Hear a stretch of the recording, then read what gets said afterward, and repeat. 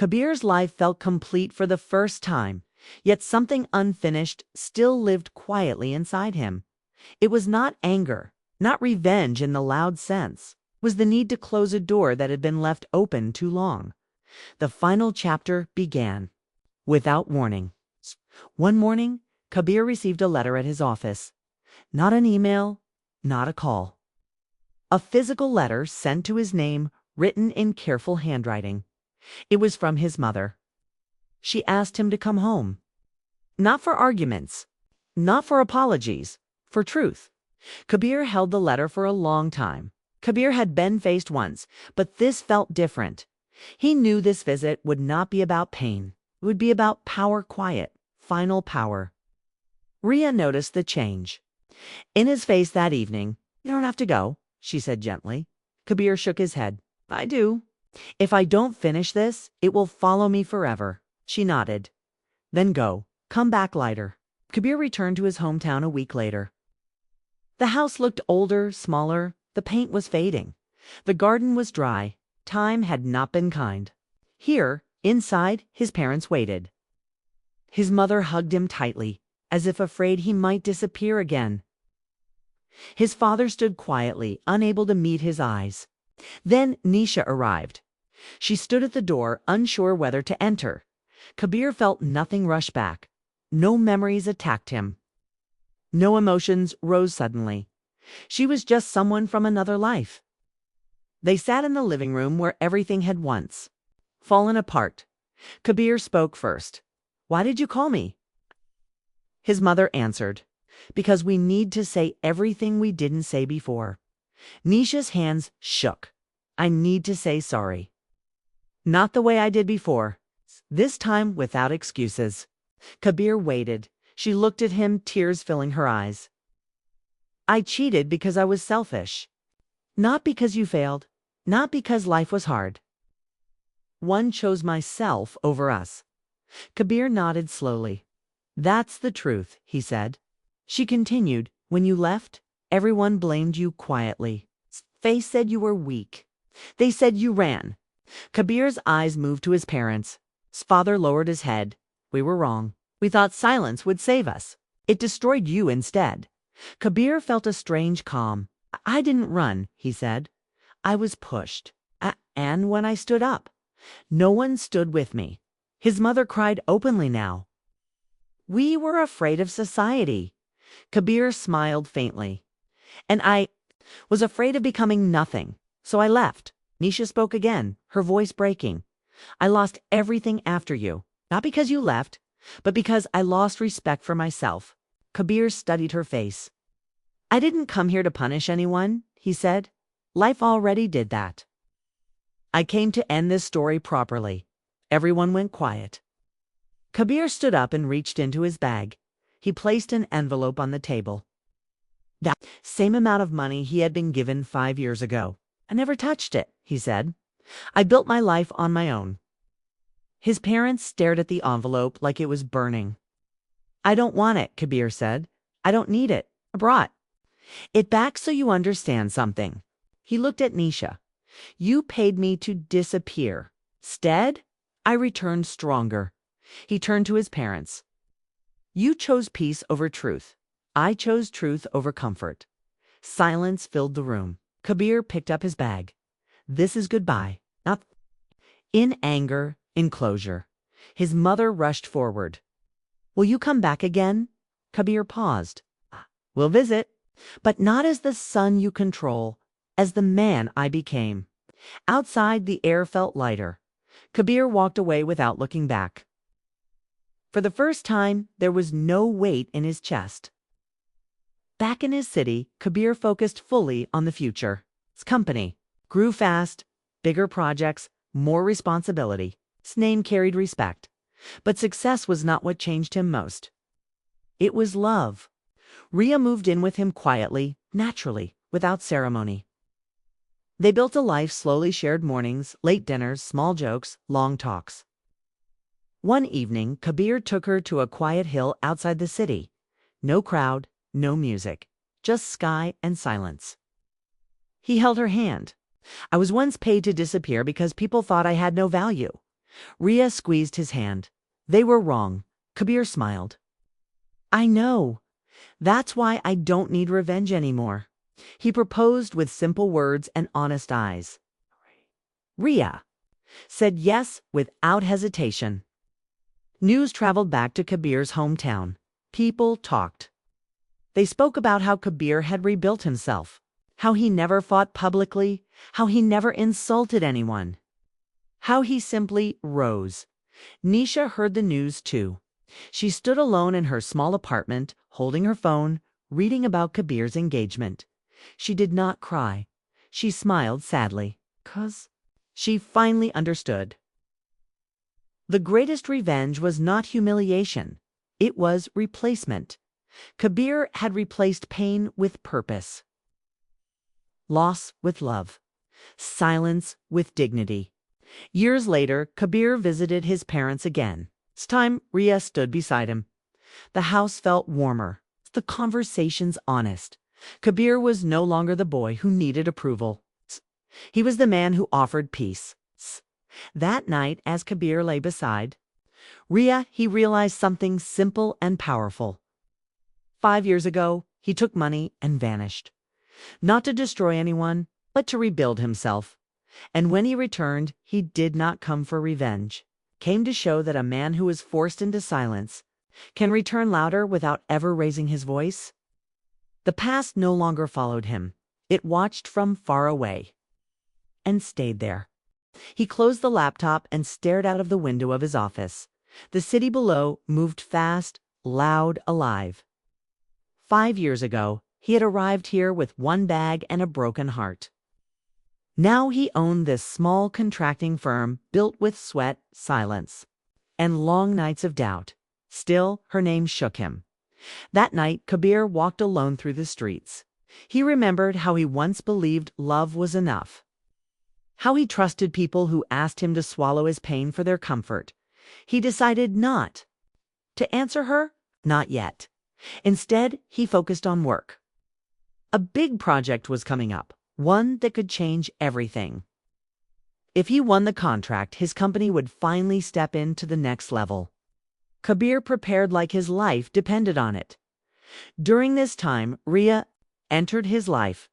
She was an interior designer hired by one of his clients.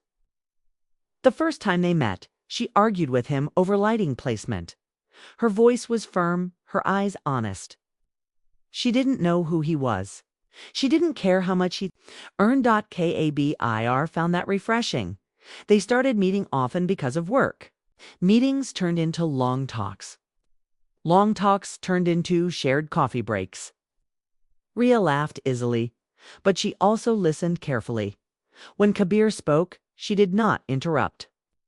When he went quiet, she did not push. One evening, as rain poured outside the side office, Ria asked softly, "You always look like someone who ran very far. What were you running from?" Kabir smiled faintly. "A life that didn't want me." She nodded, as if that answer made sense. They grew closer without effort. No promises, no labels, just comfort. Kabir felt something inside him loosen, something he had kept locked for years. But the past did not stay quiet. Nisha emailed again. Then she called. Kabir ignored it for weeks. Till one night, curiosity won. He read her message carefully this time. Her words were different. No blame, no pride, just regret. She wrote about loneliness, about mistakes, about how life had punished her quietly. She said she wanted to apologize. Kabir felt nothing warm, but he felt something sharp closure. He replied with one line, "We can meet one time?" The meeting was set in his old city. Before leaving, Kabir told Ria the truth. Not every detail, but enough. He expected her to pull away. Instead, she said, "Go. Finish what you left unfinished. I'll be here." That trust frightened him more than betrayal ever had. Kabir returned to the city he once escaped. Everything looked smaller. Streets felt narrower. Even the sky seemed lower. When he met Nisha, he almost didn't recognize her. She had lost weight. Her confidence was gone. Her smile felt tired. They sat across from each other in silence. Finally, she spoke. "I've ruined my life." Kabir didn't answer. She continued. "After you left, nothing worked. The man I chose wasn't what I imagined. My family, they never truly respected me again." Kabir watched her calmly. "Why did you call me?" Oh, she swallowed. "I wanted forgiveness." Kabir leaned back. "Forgiveness is not something you ask for, something you receive if the other person still has something left." She looked down. Tears dropped onto the table. Kabir felt no joy in her pain, only distance. "I forgave you a long time ago," he said. "Not for you, for me." She looked up, shocked. "Then why does this hurt so much?" she asked. "Because forgiveness doesn't mean forgetting," Kabir replied. He stood up and left. Later, that evening, Kabir met his parents. They were older, slower. Regret lived openly on their faces now. His mother cried. His father apologized. "We thought we were saving the family." His father said, "We lost you instead." Kabir listened quietly. "I didn't disappear because of her," he said. "I disappeared because no one stood beside me." His mother held his hand. "We were wrong." Kabir nodded. "I know." There was no fight, no shouting, just a quiet acceptance that some damage cannot be undone. That night, Kabir returned to his hotel room and sat alone. He realized something important. His revenge was never about hurting Nisha. It was about becoming untouchable the next morning. Kabir returned to his city and to Ria. He hugged her tightly, longer than before. "I'm done looking back," he said. Ria smiled. "Good. I like who you are now." Work took over again. The big contract came up. Kabir pitched with calm confidence. He won. His company expanded. More projects. More people depending on him. One afternoon, Kabir received a call from an unknown number. It was Nisha's brother. He sounded nervous. "There's a legal issue. Nisha is in trouble. She needs help. You're the only one who can." Kabir cut the call. He had already paid enough. Days later, news reached him anyway. Nisha was being sued by her former business partner. Money problems, court dates, public shame. Kabir felt a strange peace. Life had done what he'd never needed to. Meanwhile, his bond with Rhea deepened. They moved slowly, carefully, building trust instead of passion. Some nights Kabir woke from bad dreams. Rhea never asked questions. She simply held his hand.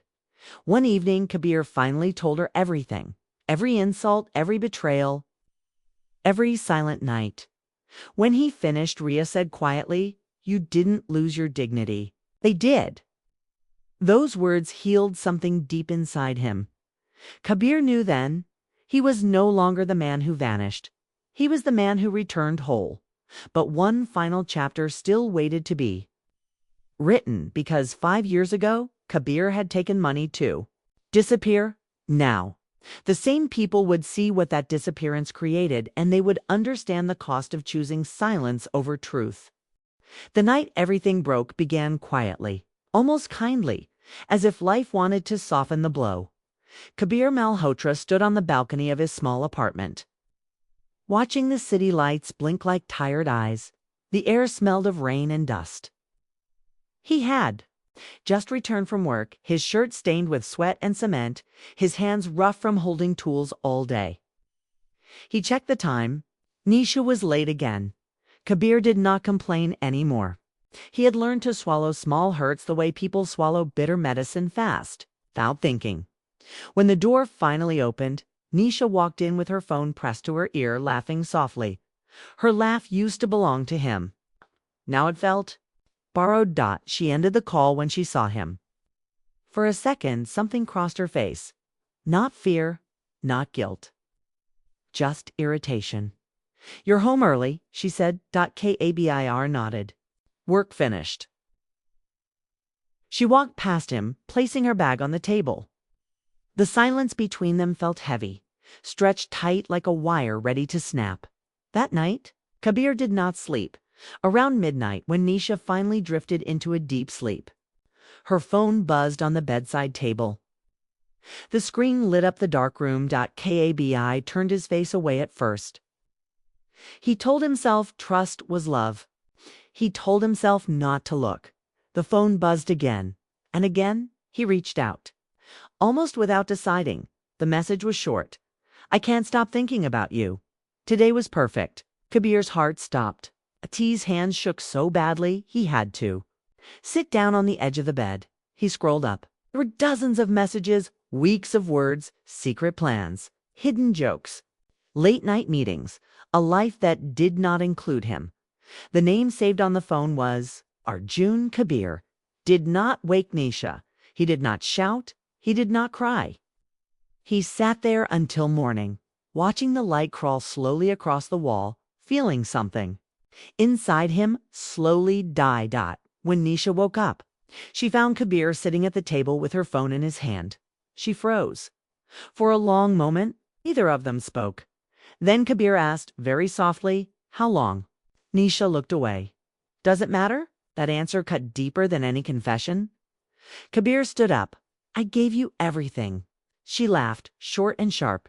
"You gave me long hours alone." Empty promises.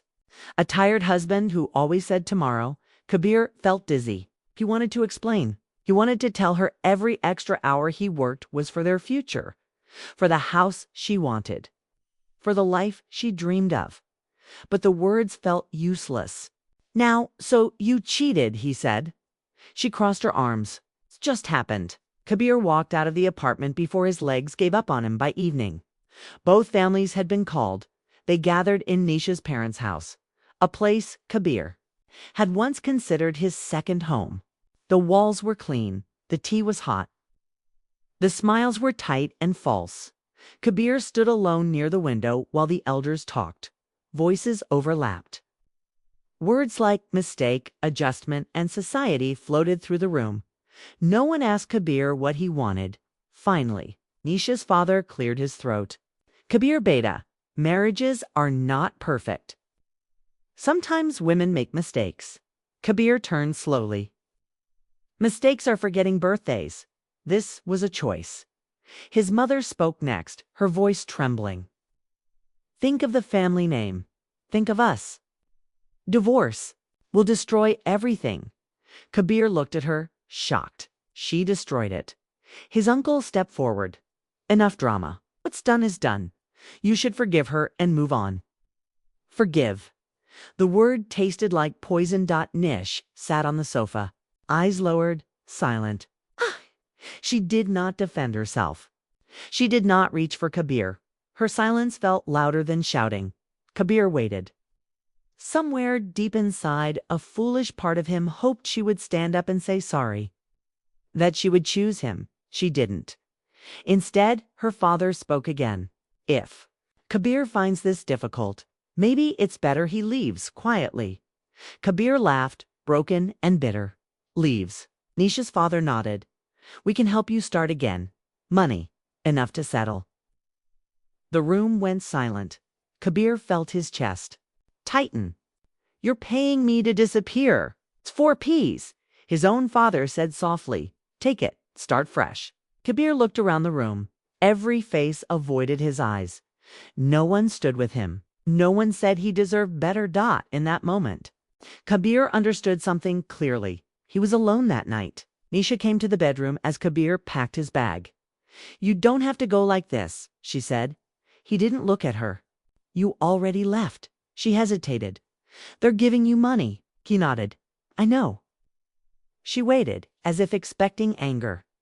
Kabir zipped his bag. "Tell me one thing," he said. "Did you ever feel guilty?" Nisha opened her mouth, then closed it. "I was unhappy." Kabir smiled sadly. "So was I. I just didn't cheat." He walked out without looking back. The next morning, Kabir signed the papers his father brought. The money was transferred. A clean break. No legal fight.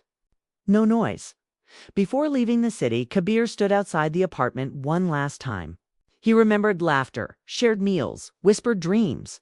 All of it felt like it belonged to another life. On the train, the city faded behind him. Kabir held the envelope of documents and money in his hands. Its reflection in the window looked older, harder. He was not running. He was burying the man he used to be. The first year away was cruel. Kabir moved to a city where no one knew his name. He rented a small room above a repair shop. The walls were thin, the nights were long. He worked wherever he could: construction sites, warehouses, night shifts that broke his body and tested his will. Some days he wanted to quit. Some nights he dreamed of Nisha, of what could have been, and woke up gasping. But pain has a way of sharpening people. Kabir stopped drinking. He stopped wasting words. He watched how businesses worked. He learned. He asked questions. Saved every rupee.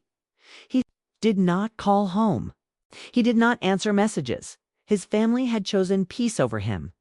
He chose silence over forgiveness. One evening, while working late at a construction site, Kabir noticed a mistake in the blueprint that no one else had caught. He spoke up. The supervisor listened. The mistake saved money. The supervisor remembered Kabir. Small moments like that began to change things. Kabir moved from labor to planning, from planning to supervision. He worked harder than anyone else, driven by something deeper than ambition. He was building armor around his heart. Years passed like that, fast, sharp, focused. Kabir did not look back. But the past was not finished with him. One afternoon, while checking his email at a small office he now rented, a familiar name appeared on the screen: Nisha Malhotra. His fingers froze above the keyboard. The message was short. "I heard you're doing well. I would like to talk." Kabir leaned back in his chair, staring at the ceiling. 5 years ago, they paid him to vanish. Now they wanted him back in the story. Kabir closed his eyes. Some endings don't end.